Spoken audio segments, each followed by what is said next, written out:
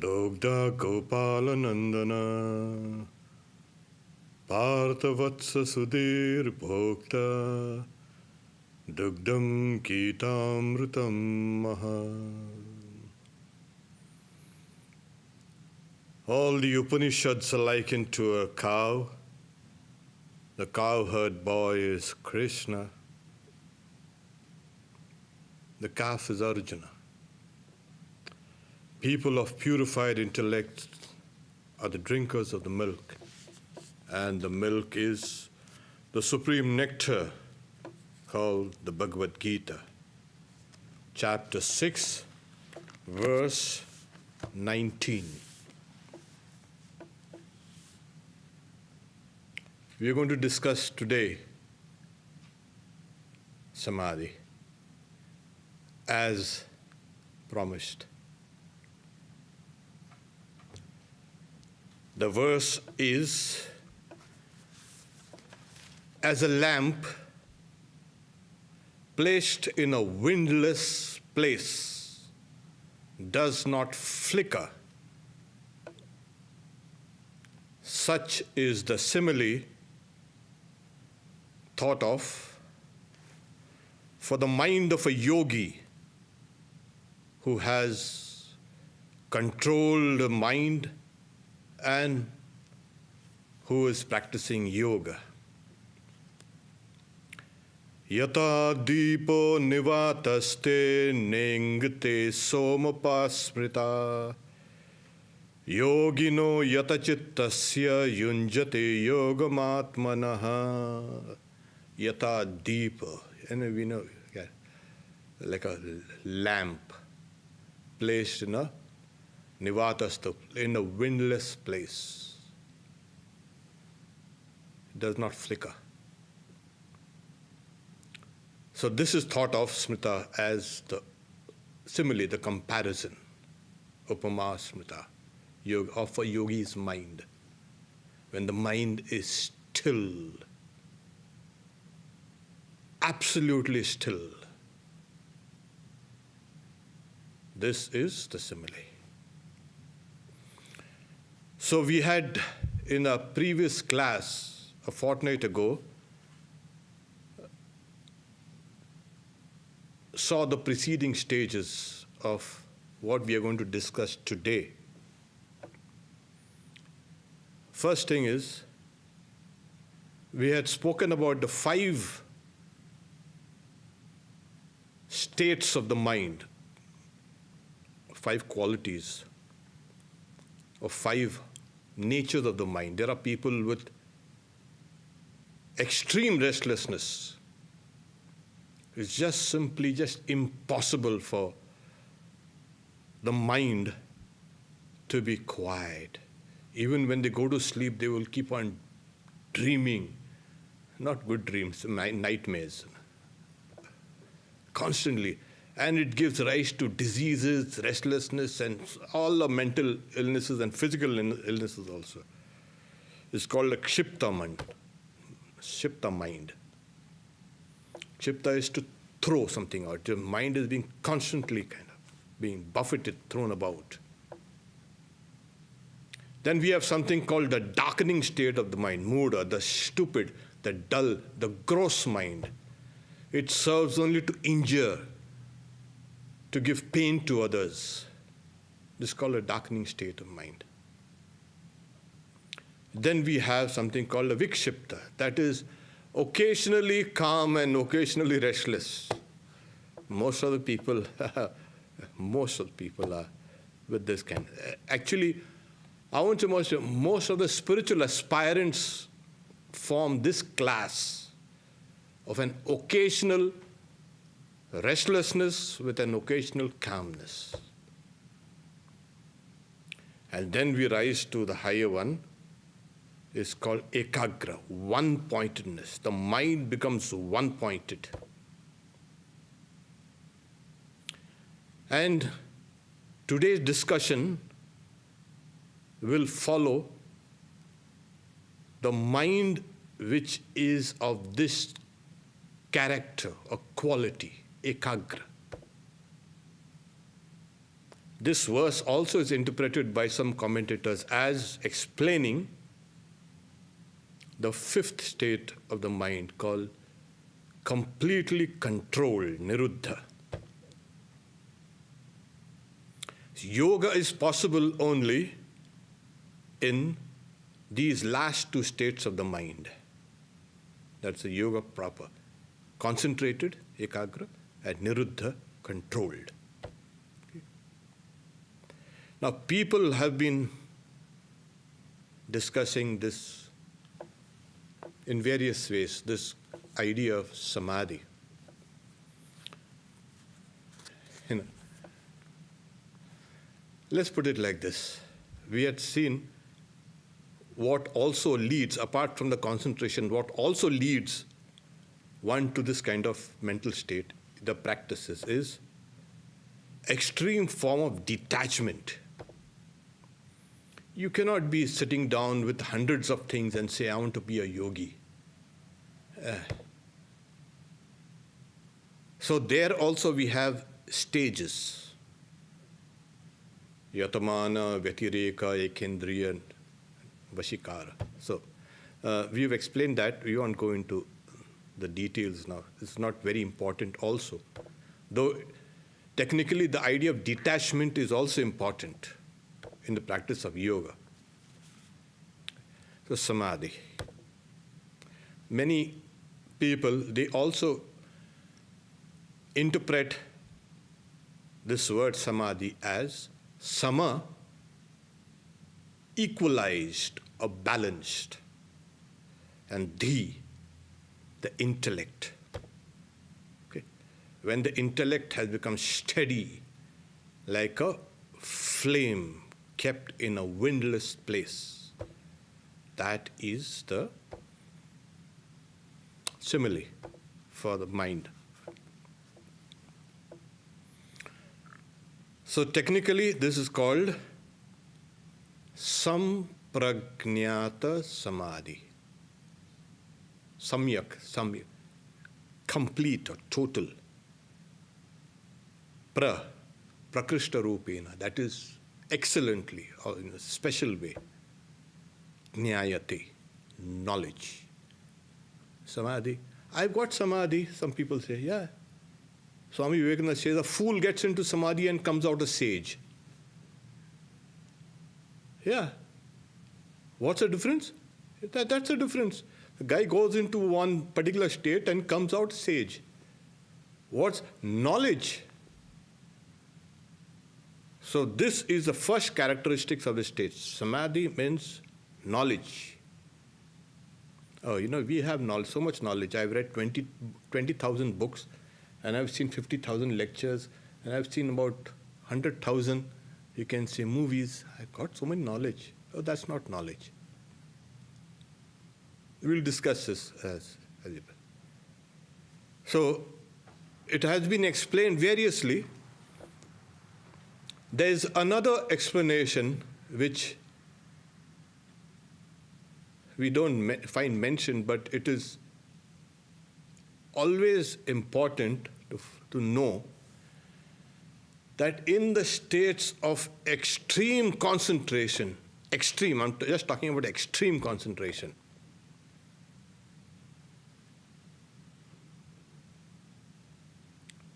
one's breath stops, the body is stilled, the mind is of course stilled because it's concentrated. So there are signs of death that appear on the body. You cannot have your mind and a body and a senses jumping about and say, I'm concentrating. It's not. You've seen possibly these guys who practice, practice in Olympic Games, the archers, shooters. What do? Just before they pull the trigger or they let go of the bow, they hold their breath. Why? Because they're concentrating. And the concentration has become so deep, their breath stops. I think this is clear. So when the breath stops, the body becomes still. The senses become still. So in advanced stages of concentration, the signs of death appear. Sri Ramakrishna says that snakes used to crawl over the body. They used to feel, oh, this kind of some dead stuff. Neither the snake felt the body was alive, nor the guy who's there, Sri Ramakrishna felt. Birds used to perch on his head and kind of, search for some grains or something. Matted hair. Oh yeah. It's like a kind of externally like a piece of dried wood, still. Like, people say, I want Samadhi. Yeah. Are you prepared to die for it? No. I'm sorry. You'll die for hundreds of things. You'll die for a good job. You'll die for this and that and this and that. I'll die for you. I'll promise you, if you leave me, I'll die. But nothing happens like that. So, in the Yoga Sutras, Yoga aphorisms proper, Samadhi has two meanings. According to the ancient grammarians, Panini, we have to simplify it. One is concentration, samadho, concentration. And another is to join. So yoga is samadhi, samadho, concentration. Yoga is what? Concentration, extreme, ultra concentration. And the other meaning is to yoke. We have explained it in some of our lectures. You yoke the lower to the higher, You keep on yoking. That's the word, the root word yoga and yoke are kind of, they come from that same, you can say, place. So here it is spoken of in the sense of, in the whole of the yoga aphorism is spoken of as ultra concentration, extreme concentration. Okay. Now, before we get into this samadhi business, yeah, people say samadhi. Now you're getting into samadhi, yeah. But there is something called dharana dhyana, concentration and meditation. You will say, oh, see, I'm meditating. We see, look at the guy sitting down with closed eyes. He's meditating. That is not meditation. You sit down with closed eyes and you think you're meditating. Like Sri Ramakrishna gives the example. There are these huge monkeys in Dakshineshwar, these langurs. They used to sit down with closed eyes, as if people would think, oh my God, so spiritual they are, meditating. But they are thinking of on whose rooftop there are these gourds, pumpkins. And they are thinking about it. And then with one leap, they will go and, pluck those pumpkins out. Our minds are something like that. Meditating, what happened to your meditation? Okay. So first is, the mind has risen to that fourth level of ekagrata, of one-pointedness. And the mind now is focusing on a particular object. It can be any object. Okay. It's called deshabandha chittasya dharana. Dharana is to hold. Deshabandha, holding the mind to one spot, either externally or internally. And how do you do that? I've got something for you. Yeah. You see this? Okay. Yeah, China rose flower, Java kusam. When you can hold your mind on this, and only on this, not to my fingers or my hand or me or the background or anything, when you can hold your mind on this only by excluding all other sensations that come into your mind. This is called dharana. I think this is clear? Like I'm sitting here, okay. Now, when you look at this, you're going to only isolate this flower from all other kind of sensations or perception, externally or internally.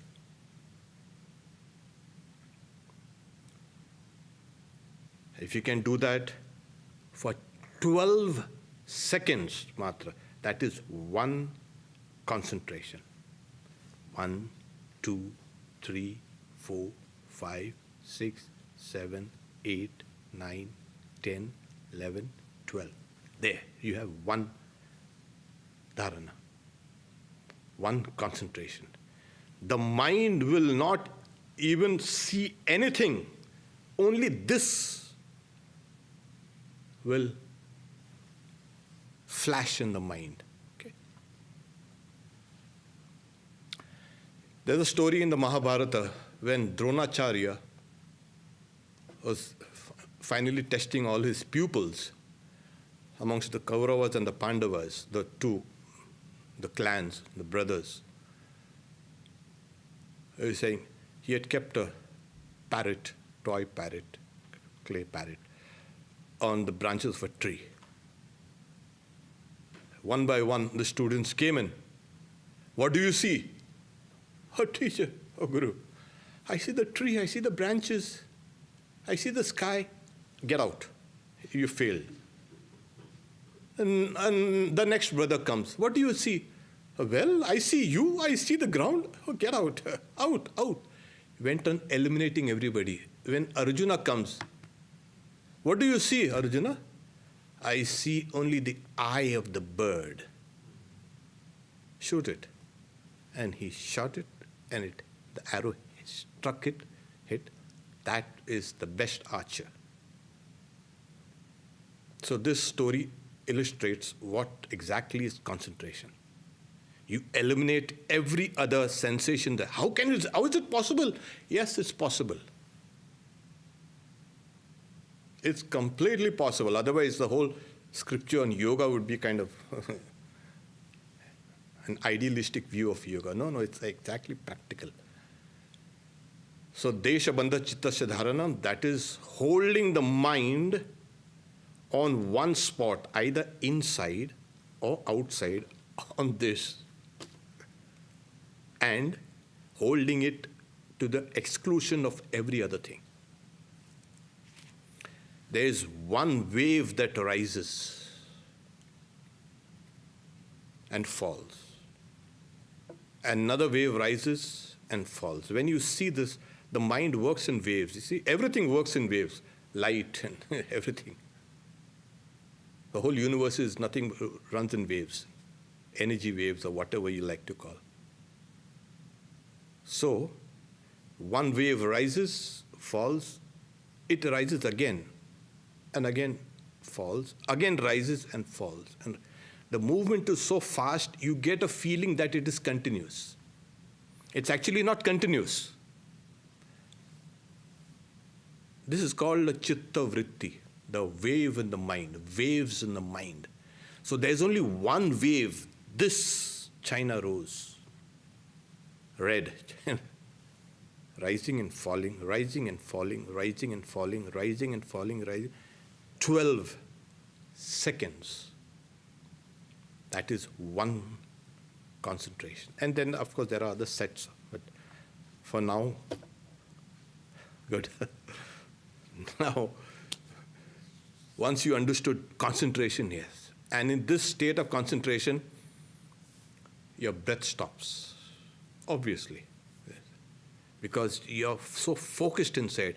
All the energies in your body, as it were, have gravitated to one point between the observer and the thing observed, and the process of observation.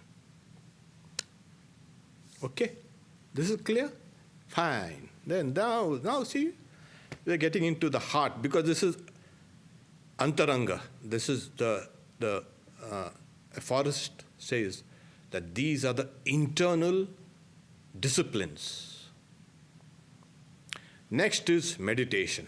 Wow, yeah, we all meditate. Okay. So, but then yata deepo nir. Tatra pratyaya ekatarnata dhyanam. What is dhyana? Meditation. In the real sense of meditation is dhyana. There, tatra, in that state of concentration. Like I said, one wave rises and falls, another wave rises and falls, another wave rises and falls. It becomes like a flow. The mind now flows without any obstructions of any other thought or any other object. So is it possible? Yes, it's possible. The explanation, tasya prasanta vahita chitta, where the chitta, the whole of the mind stuff, becomes prashanta, calm, and flows with just one object in it. So what happens? You just so stupid, just one object. Like, what a stupid, stupefied state. No. You will get complete knowledge of that. What we get, this knowledge, is just partial knowledge. There in the states of concentration and meditation, there is complete knowledge that flashes. Okay. So there is an unbroken flow of the same mind waves, chitta vritti. Like you see movies, in the old days, of course, now you have everything digital. But of course, movies are nothing but still pictures, run at 27 or 21 or some 18 frames per minute. And those still frames appear as if moving. Then the mind also contributes to its, to that movement, that sequence. So there is a sequence and there is also a remembrance. Okay, this is important because we are coming down to now Samadhi. So the first stage is, as you're saying, now, as you're saying, meditation, it's concentrating the mind deeply, thinking of bhavana also is on that particular object. Now, the illustration in this state is given as Kshina vritte rabijata seva grahitri grahana grahitri tasta tadanjanata samapatti. Samapatti is absorption. You get absorbed in that particular activity. Completely absorbed. How? Money river, like a crystal. In the old days, we had this crystal, You take this red flower in front of the crystal, and the crystal will appear red. You take a blue flower and it will appear blue. So the mind has become stilled, the observer has become still, and the process of that observation also has become more or less into a flow. So these three things, technically in the Yoga Sutra is called Grahitri Grahana Grahyeshu. That is the receiver, Swamiji translates the receiver, or the acceptor, one who accepts. The self, Grahitri, Grahana, the process of acceptance or receiving, and the object, Grahyeshu. So the self, the mind, the process of meditation, knowing, and the object. When you see this is outside, but your perception, your cognition is actually inside. There is a picture of this in the mind. Otherwise, if there was no picture of that in your mind, this thing, even if staring in front of your nose, you will not be able to see it. Absent-minded people, they're thinking of something else while they're doing something. Oh, what happened? Oh, yeah. So, the Upanishads also discuss. My mind was elsewhere. I was absent-minded. My mind was elsewhere. I did not see it. Anyatra mana pasham shrautam. Anyatra mana, it's saying their mind was elsewhere. Na darshanam. I did not see it. Anyway. So, the idea is, what constitutes the objects of meditation? So the objects of meditation fall into all the things that are in nature, everything that is in nature. Whatever objects are there, it's called the 5 great elements, the Pancha Mahabhut. Their combination and permutation has thrown up all this magic of the world. So, Pancha Mahabhuta, 5 great elements, everything that constitutes. Yeah, you can take the whole periodic table also, and yeah, that also is good enough. Then, the 10 sense organs, the 5 organs of perception, cognition, Gyanendriya, and the 5 organs of action. So, the 5 organs of perception and action, like when you see something, you act it out. Somebody comes and says something, oh, you are such a nice person, and this fellow starts preening about, yeah, I'm such a nice person. So both these senses work in tandem. The sensory and the motor nerves, take it like that. So these centers are in the brain itself. So the 5 great modifications of nature, Prakriti, the 10 sense organs, which are also modifications of nature, and plus the mind. So 16 components make up objects of meditation. You can take up anything. Okay? So these 5 great elements, anything, you can take a table, chair, this, that, a picture of God, picture of anything. You can take anything and meditate. They say take a nice picture, because the mind which loves that picture will be able to concentrate easily. That's the only way. And now the mind. You can meditate on the mind also. Mind also is an object. Yeah, mind also is a part of nature. So mind also is an object. So we'll say, oh, what's that? Mind. Okay, now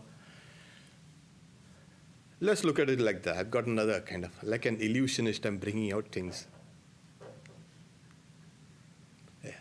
You see, you know what this is. Okay. Now, this is an orange. Okay, yeah, we know what's an orange. The moment you see an object, first thing you see, it's orange, maybe sweet, or maybe sour, or maybe rotten, or it's full of vitamin C. Yeah, Orange County, California, orange tree. What's happening is you are seeing an object and you're seeing all the associated things with it. Nothing stands isolated in the world of the mind. Everything is connected. You are connected to the human race, and then your family and your friends and this and that in your school and college and everything. What's that? Where's my individuality? What individuality you're talking about? You're tugged about here and there. Association. It's a sequence. These thoughts. Now when you say, okay, orange. Now suppose I say, in any Indian language, narangi, kamla lebu. Okay, what's that? It's the same object, names are different, but the meaning is same. And the host of meanings. If you are an orange farmer in Florida, Orange County, then you know there are a lot of pesticides and this and that and hundreds of things. Okay? Which season, all that. So every object is associated with hundreds of things. So the object is called Shabda, orange. You hear the word orange.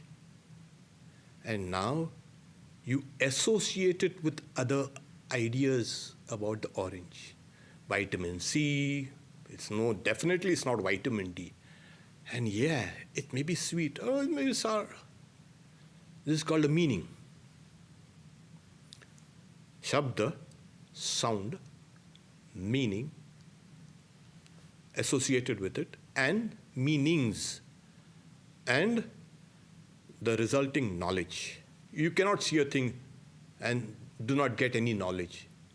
Whenever you see anything, you get some knowledge.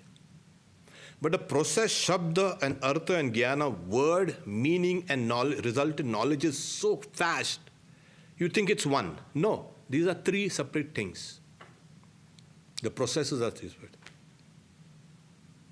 Suppose I say, I've hidden all these things. Suppose I say orange. You associate the word with the meanings.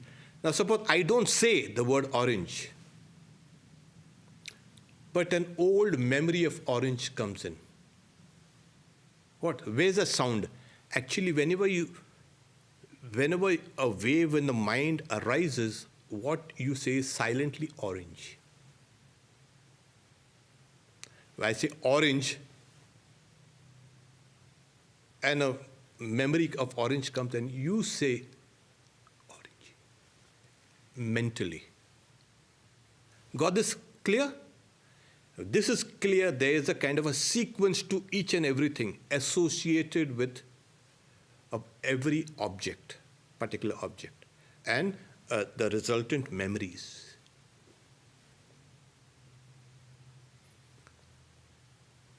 Now we can kind of understand. So this, the first samadhi is sa-vitarka.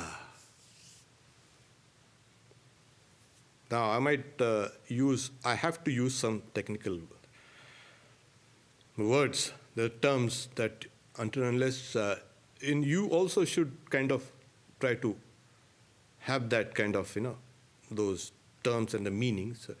So with question. Tarka is actually logic. Okay?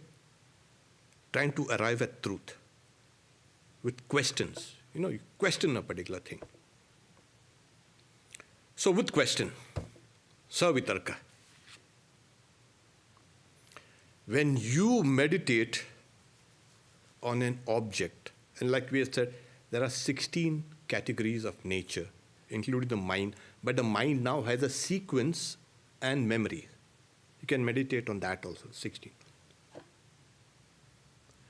So the Yoga Sutra, the commentator rather on the Yoga Sutras also is saying, they have clashed samadhis into 3 categories. The objective samadhi, the object which is in the mind, the process through which the samadhi takes place, the mind, the flow of the mind, and the meditator. So it's grahitri, grahana, and grahyeshu, the objects. Grahana, act of meditation, and grahitri, one who meditates, one who receives, the self. So it starts from the lowest here. So when any gross objects are taken, what do you mean gross? Well, when you're meditating, your eyes are closed, obviously, or half open, whatever you like. But you are concentrating on an object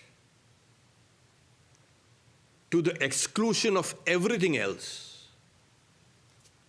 Okay, I think this is clear.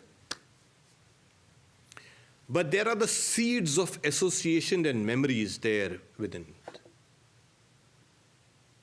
when you can isolate that object from other objects, but those associations are still there, it is called savitarka samadhi. My God. So remember that crystal, when you place a red flower in front of the crystal appears red. Okay? The meditator, the act of meditation and the object of meditation, they as it were become one. Notice, to the exclusion of everything else. This is meditation on a gross object. You're not meditating actually on the gross flower, but the image of this flower in the mind. And the meditator has become one with that image. And when you can stay like that for 12 into 12. I told you about 12 matras, 12 seconds. So, if you can concentrate on that without any intervening thought, without any intervening feeling, without any intervening object, this is called savitarka samadhi. In this state, what happens is, the mind has this also is composed, the very material of the mind has got these three qualities called sattva and rajas and tamas. We won't go into it because you all have been listening to all these things. So sattva is, the mind is predominantly sattva. Rajas, passion, and tamas, sloth and lethargy itself are held down. There's only sattva that's rising.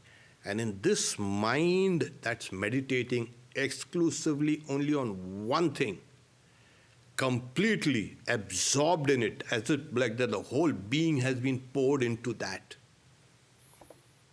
it's called savitarka samadhi. In this state, there are no external perceptions at all. Absolutely. For you, the world does not exist now anymore. You're completely cut off from the world. What? Yes, there is a very large, in fact, larger than the external world outside, is the internal world. You have, as it were, stepped into this internal world. The distances are, as I say, vast. The realm of the mind, unbelievably vast. So, what we find is this mind has got that shabda and artha and jnana, the sound, meaning and knowledge. Only that is flashing. Only the meaning is flashing continuously. Yeah, I think this will do. We'll go to the next step. No, we'll go to the next. Oh, there are so many steps to it. This is just the beginning, samadhi. So savitarka. And then we have something called a nirvitarka, without tarka, without questions. Okay, now this is kind of clear. The same meditation now, but the sequence of associations, the memories, are all discarded. You see, the thing, where were you born? Oh, I was born in so-and-so place and this and that. Hundreds of associations come. But before I asked you the question, those things were sleeping down. They came up. So when you intensely concentrate on a particular thing, those memories are still sleeping down. They do not awaken. So I was born in so-and-so time and place. they also emerge. So the sequence of associations or events, their memories, time and space are all held down. They do not come. So what's there? What's happened? Only the object keeps on flashing, gets brighter and brighter and brighter because of sattva. And you are completely identified with that object of meditation. Okay? The mind, as it were, has become still. Yata deepo nivad, like the lamp kept in a windless place. So is that simile of the meditating mind of a yogi who has controlled it. He has brought his mind, held it there. So this is nirvitarka samadhi. Now, wow. After practicing it, you established in these two, wow, they're great. The mind is now completely under your control. Not absolutely. There are certain things that are still there to be taken care of. You come to the third samadhi, and that is savichara, and the fourth is nirvichara. Savichara. With discernment, with discrimination.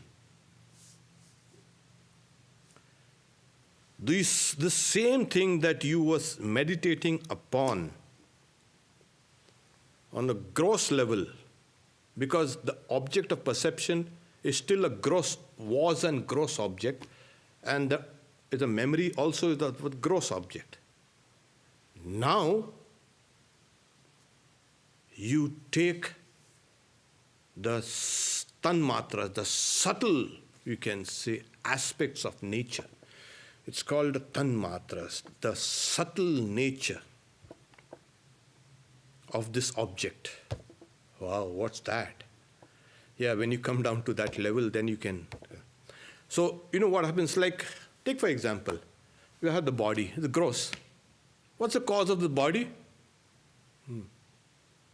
The mind is the cause of the body. Really? See, when you get angry, what happens? Your body changes accordingly. So, anything that runs through the mind comes in the body. So, in Indian metaphysics, it's the mind comes first, and then the gross world, the body. In all other systems of thought,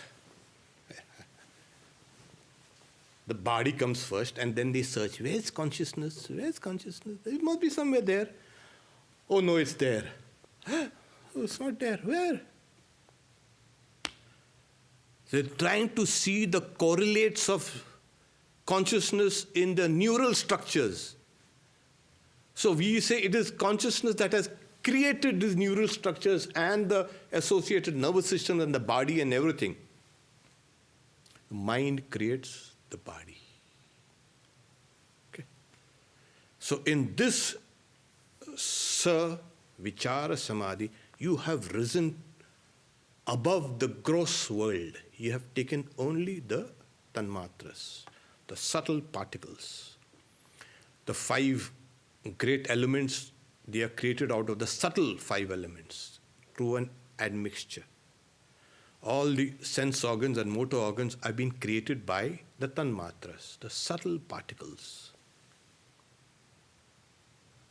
So here we have. So when we say, what atoms and molecules and quarks are you talking about? We don't see anything like that. Really?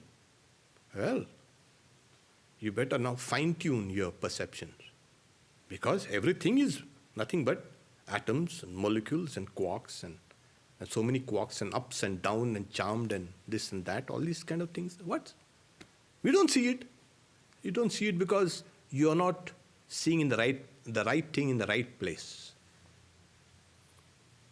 So there's a sea of energy, particles moving about. We don't see it. We see it this. China rose. Oh, this is not China rose. And the subtle aspect of this China rose has got nothing to do with this red and green and these flowers, stamens and petals and all. Nothing. There are this subtle, you have entered into the subtle realm of the whole of nature. And you meditate.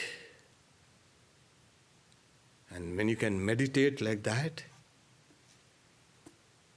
there you're going to, again, that same, like a piece of crystal, you are reflecting that object perfectly. Okay, I think this is kind of clear. I don't want to explain it, I think more, otherwise you will become kind of more confused.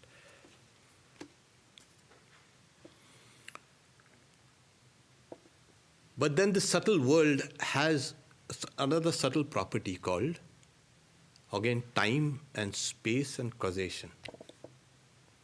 Because that's the fourth dimension. It is in this that the other three dimensions operate. Of course, they are saying there are our 11 dimensions and this and that and so many. We won't go into that. But time and space is essential to everything. Everything happens within time and within space. And what the old philosophers in India used to call Desha, Kala, and Nimitta. Time, space, and this was known to rishis thousands of years ago. So as you are meditating on this subtle object, now what is this subtle object? Yeah. So what happens is, in that state, in the subtle state, there are still faint associations of time, space, and causation. Time and space, specifically. The object is subtle. Time, space also is subtle. So when you meditate on this, then it is called Sa-vichara, Samadhi. Now the same object is taken, the subtle object, minus time, space, and causation, and everything else. So you have risen even higher, in a notch higher in this level of Prakriti. There is no time, there is no space. You get into timelessness. You get into a state which is amazing. Right now you feel small. Yeah, I've got, what's your weight? 140 pounds, 150, 160. I'm 300 pounds. Okay? In that state, you feel infinite. Your body is, and your breath, and everything has kind of more or less been stilled. There is no awareness at all about these things. You've entered into a different dimension of the universe, a realm of the universe. So this is nirvichara. We won't go into this long. So there is one thing that needs to be explained. That is, in this state, that the mind that has got all the associations have all been broken. It's called smriti parishuddho. The memory has become purified. It has disassociated itself from that object. Okay, this is clear. In this state, what appears, that's the fifth type of samadhi called ritamvaratasya prajna. Knowledge, that yogi's knowledge is filled with truth. Ritham is truth. Not this small satyam. Ritham is universal truth. That yogi's mind is full of that universal truth. tremendous feeling. Then you know that the whole world is, the whole of this creation is based on consciousness, on knowledge. You are one with that. So, that flood of knowledge is so powerful. How do you say that? It's like, like it was kind of, the sea was barricaded, by those kind of levees or something like that, and then it smashes that levee, then boom, like the tsunami. The whole of the ocean comes and takes everything out. Exactly. So that ocean, the infinite ocean of knowledge now floods you. So that's Ritambara Tasya Prajna. Now we have finished now the objective meditation. You are still on the objective meditation. Don't worry, objective samadhis.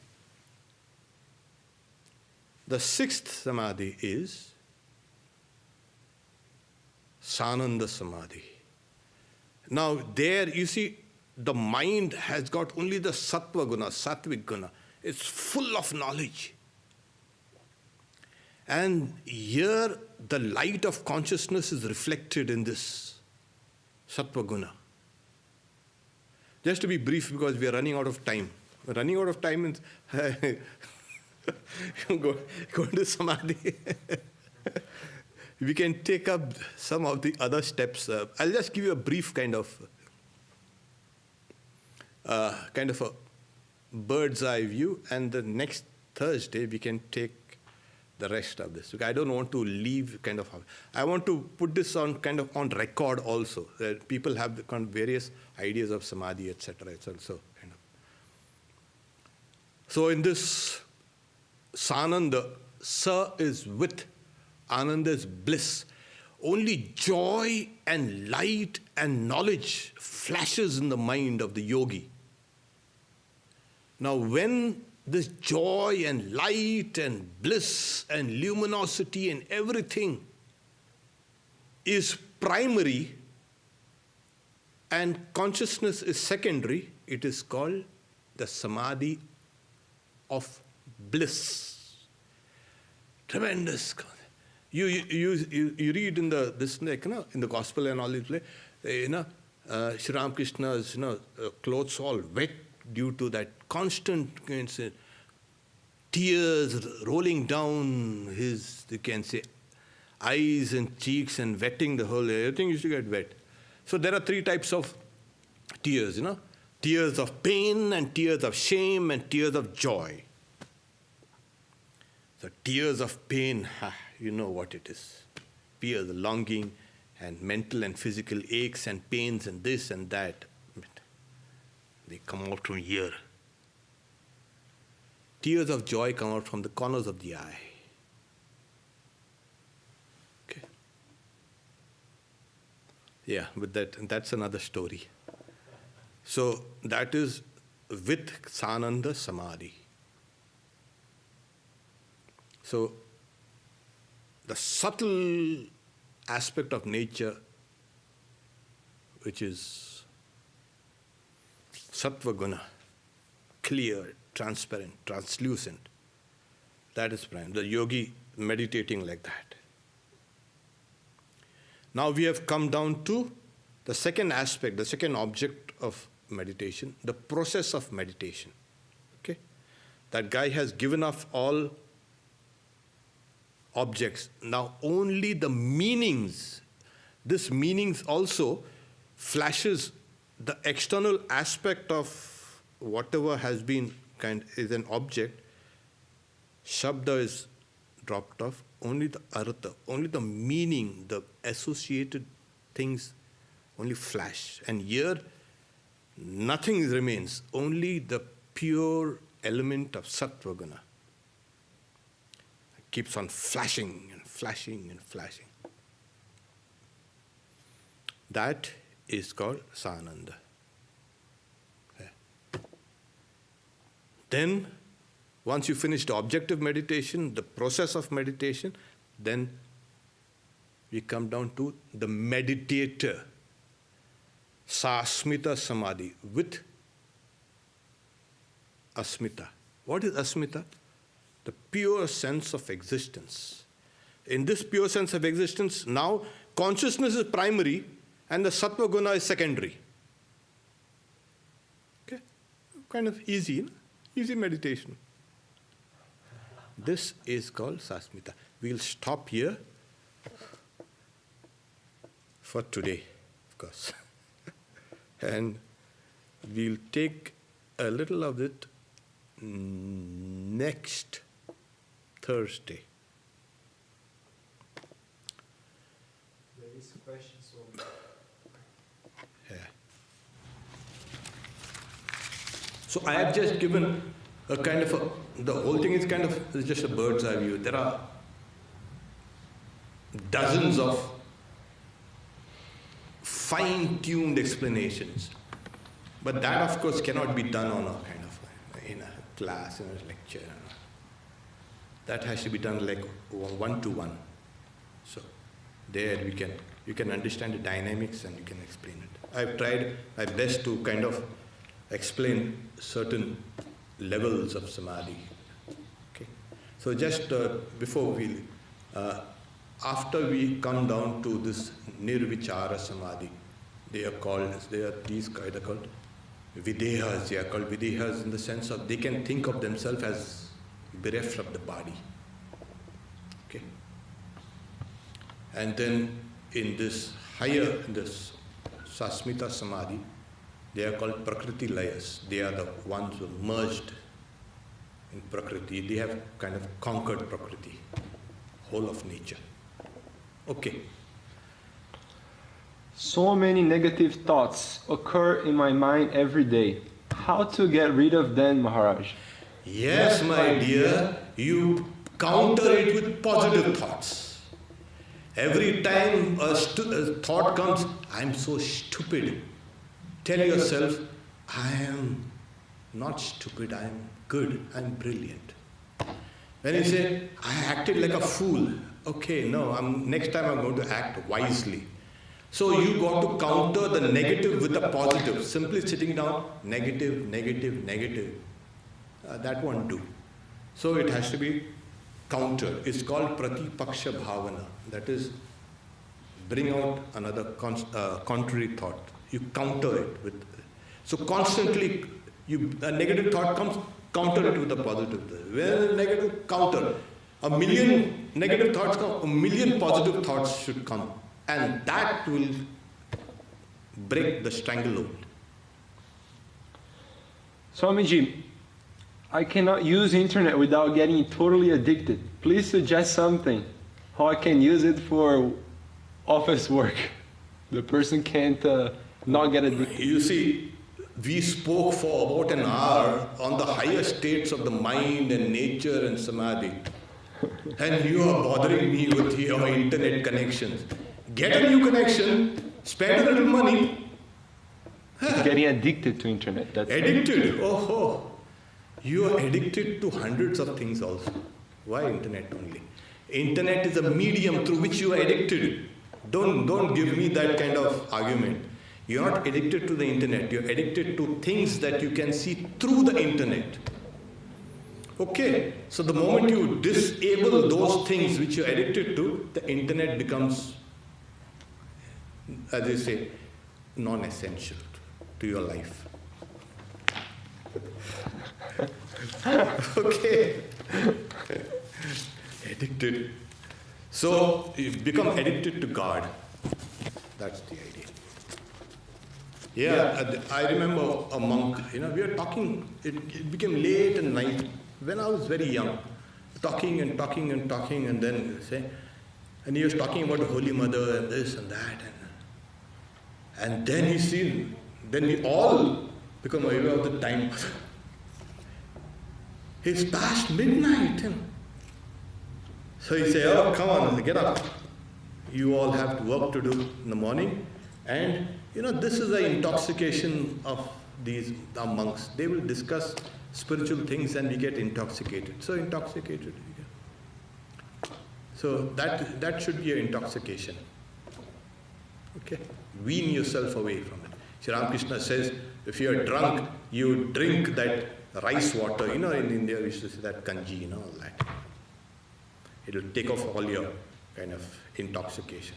So drink that rice water of God's name. And then intoxication for your internet will go away.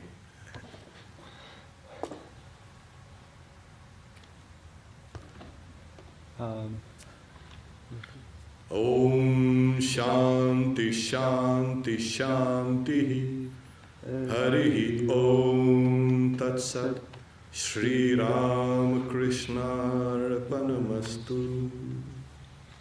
Announcement, Swami, Sunday? Saturday we have this meditation skill for meditators, Saturday morning, 10 a.m. Pacific time.